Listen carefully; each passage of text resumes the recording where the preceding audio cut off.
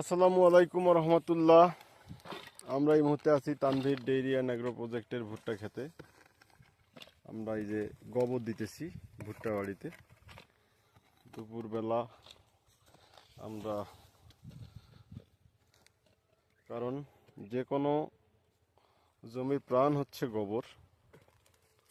গোবর দিলে সবসময় জমিতে যে কোনো ধরনের ফসল ভালো হয়। এজন্যই আমরা ভুট্টা খেতে আবারও গোবর দিতেছি।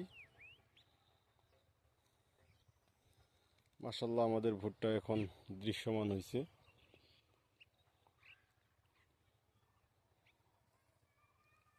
পরিশ্রম না করলে কখনো যে কোনো কিছুর রেজাল্ট আসে না।